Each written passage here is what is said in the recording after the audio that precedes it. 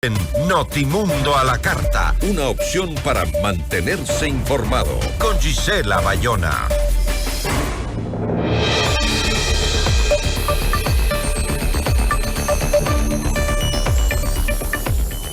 Siete allanamientos hizo la Fiscalía en las oficinas de Guayaquil y Milagro de las empresas del alcalde de Guayaquil, Aquiles Álvarez. Esto por el caso AAA, en el que se investiga un presunto delito de tráfico de combustibles. La entrevista a la carta, en diálogo directo con los protagonistas de los hechos. Nos acompaña René Ortiz, exministro de Energía y Minas. ¿Cómo está? Muy buenas tardes. Gracias por estar con nosotros. Muchísimas gracias. Buenas tardes. No sé si el audio está correcto. Sí, lo escuchamos. Buenas tardes. Muchísimas gracias por la invitación. Gracias, René, lo escuchamos muy bien. Muchísimas gracias por acompañarnos. Gracias a ustedes. La Fiscalía detalló que lleva una investigación por almacenamiento, transporte, envasado, comercialización o distribución ilegal de productos derivados de hidrocarburos. La investigación se realiza luego de una denuncia que hizo la Agencia de Regulación y Control de Energía y Recursos Naturales No Renovables. ¿Cómo se habría dado este presunto delito de tráfico de combustibles? René, ¿usted tiene conocimiento de ello? Sí, en efecto, he podido leer perfectamente toda la temática. La conozco por participación anterior como ministro primero, y luego como un funcionario petrolero internacional, y conozco de la materia y conozco del problema de los subsidios. El problema de los subsidios es que crea una gigantesca diferencia entre el costo o el precio por el que paga el consumidor, por ejemplo, las gasolinas eco y extra en territorio ecuatoriano, y lo que cuesta fuera del territorio ecuatoriano por frontera, sea de Perú terrestre, sea peruana, sea colombiana terrestre, y por mar, que es todavía mucho más gigantesca la diferencia. Y eso es un atractivo para cualquier persona, corporación, institución que quiera abusar del sistema. Porque el subsidio se ha mantenido en el Ecuador, en primer lugar, porque se consideraba que existen personas, consumidores, que necesitan este privilegio, esta prebenda, ¿no?, de apoyo estatal. Existe. ¿Por qué? Porque somos un país pobre. Entonces hay un conjunto de pobres que merecen ese tipo de tratamiento. Pero esto no quiere decir que el resto puede abusar, porque lo que usted acaba de señalar, y me alegro que la Fiscalía esté realizando esta investigación, porque esto ya se sabía. Se sabía que aproximadamente, es un estimativo. Este estimativo ya lo sabíamos nosotros. Este estimativo es de aproximadamente el 20% de todo el consumo de gasolinas y combustibles subsidiados. El 20% se trafica ilegalmente por frontera terrestre y por frontera. Ahora, René, lo que me está diciendo es que esto no es nuevo. O sea, esto tiene ya muchísimo tiempo, este delito transcurriendo en las fronteras de nuestro país. Así es, correcto. Ahora, Entonces, quiere decir que, como estamos en esta extraordinaria campaña del presidente Noboa de atacar el crimen organizado, esto es parte del crimen organizado, porque cuando se tienen ese tipo de gigantescos abusos, como es el contrabando y la ilegalidad, el tráfico ilegal de combustibles por frontera marítima, ya se convierte en una industria ilegal. Pues esto es simplemente corrupción. Y entonces me alegro que la Fiscalía esté investigando esto hasta que dé con las últimas consecuencias para todos aquellos que han abusado del sistema. Ahora, el privilegio que significaba el subsidio ha sido abusado.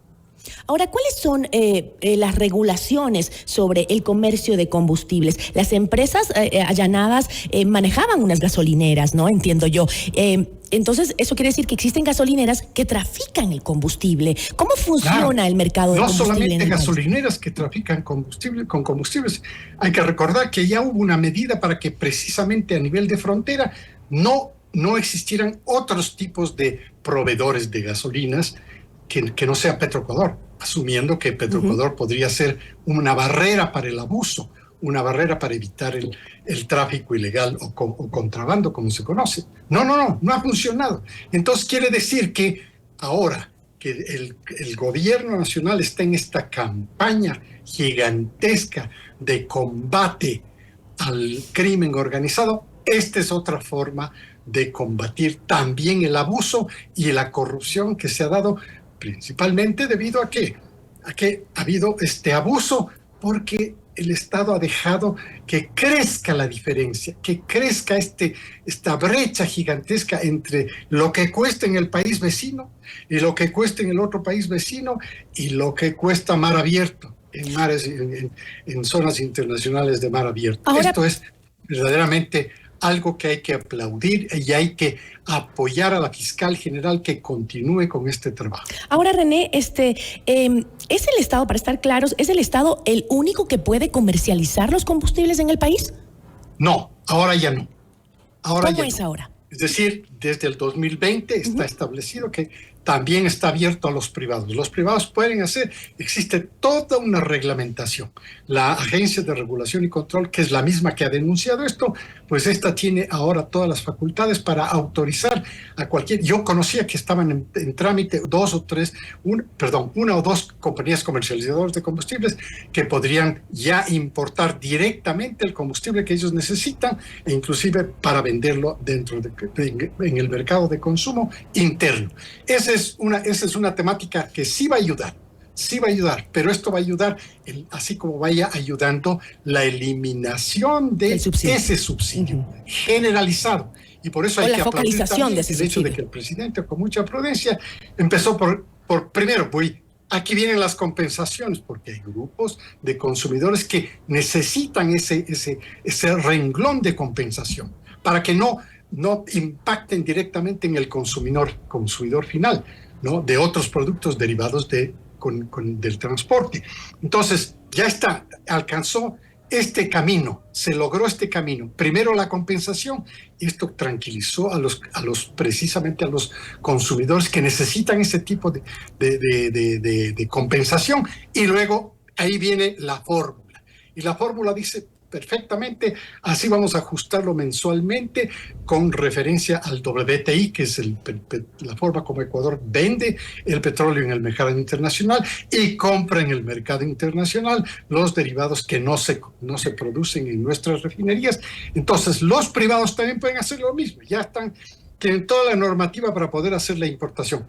Es un buen camino el de ir eliminando el subsidio a las gasolinas eco y extra, para que pueda ser un incentivo, para que no sea el Estado el que empiece a gastar lo poco o nada que hay de plata, porque no hay plata en el fisco, no hay plata en la caja fiscal, y entonces que sea el sector privado que poco a poco vaya tomando la posta. Y que no se malutilice. Y en ese instante, la Agencia de Regulación y Control toma un rol diferente. Uh-huh.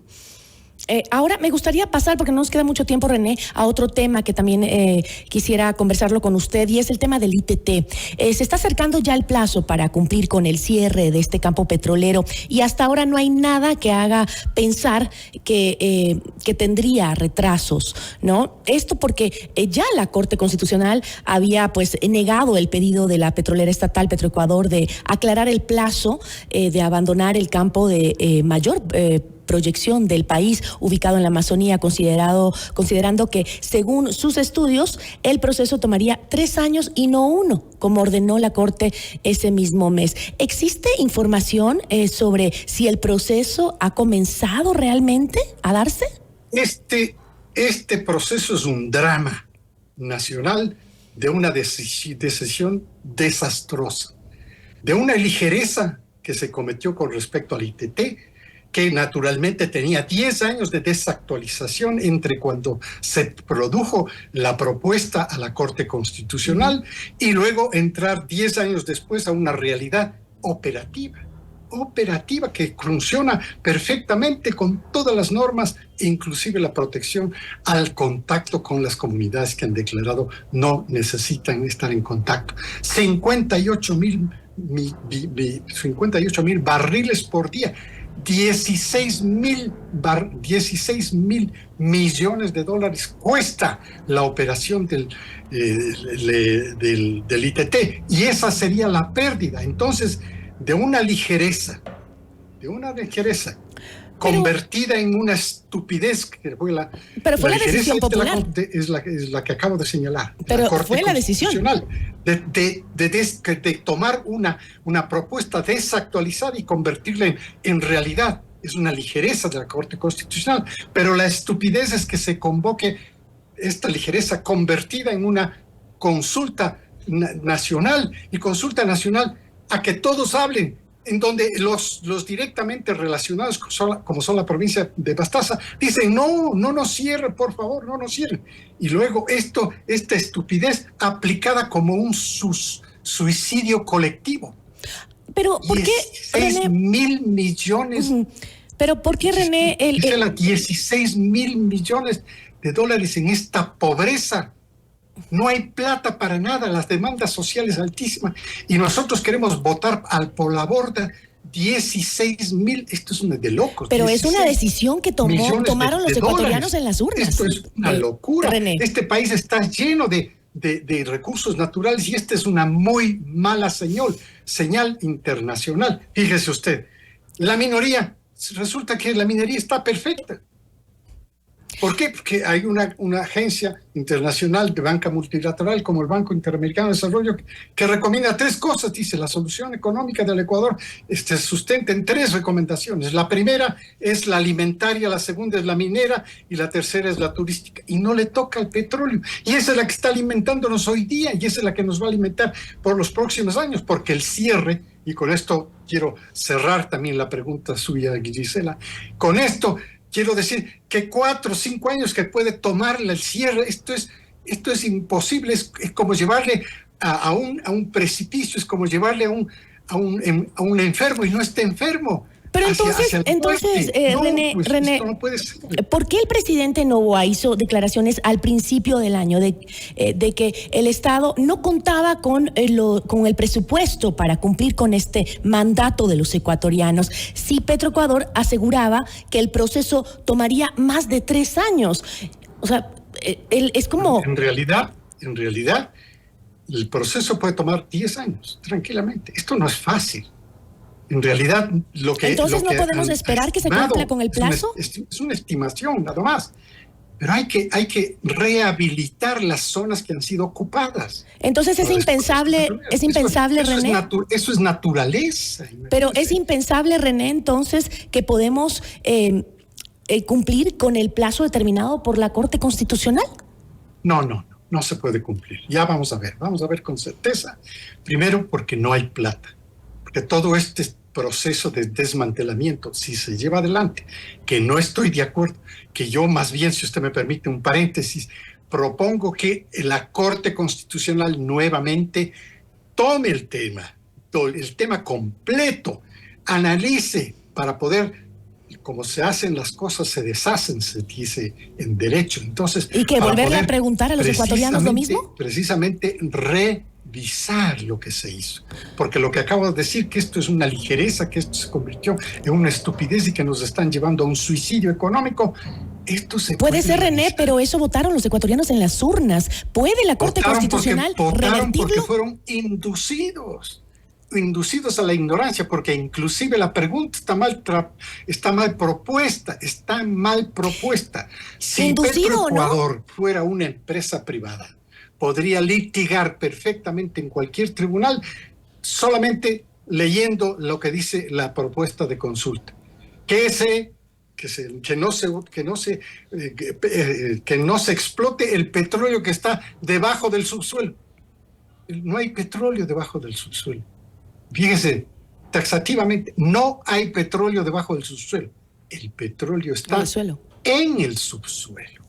Entonces, este error gramatical Digo, si fuera ¿Usted cree que puede anular ese error gramatical? Podría perfectamente denunciar esto ante una corte, un tribunal de justicia, para que se le haga justicia a esta empresa. Lamentablemente, Petroecuador es estatal y tiene que seguir las reglas del gobierno. Y entonces esta podría ganar perfectamente, porque la pregunta está mal trazada.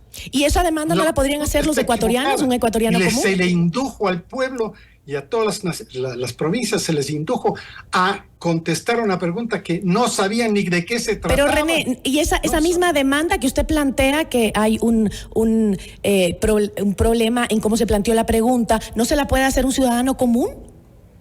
Claro. ¿A la Corte Constitucional? Claro que se lo puede hacer. Porque lo que ha contestado la Corte Constitucional es respecto a una pregunta de Petroecuador en el 2023. Fíjese cómo se ha demorado. Si todo esto está, en mi opinión, está mal trazado, es un drama al que nos han impuesto un colectivo que abusó pero René, en un país democrático, lo que determina... engañándole que lo que ocurría hace 10 años está ocurriendo en la realidad. Falso, de falsedad absoluta. La realidad es diferente, produce un ingreso petrolero extraordinario que bueno, sobre ese tema hay criterios divididos.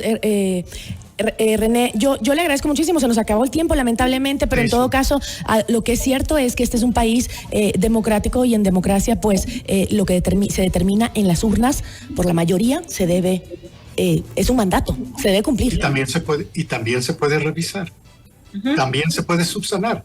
Así es. Ok. Muchísimas gracias. Nos acompañó René Ortiz, exministro de Energía y Minas.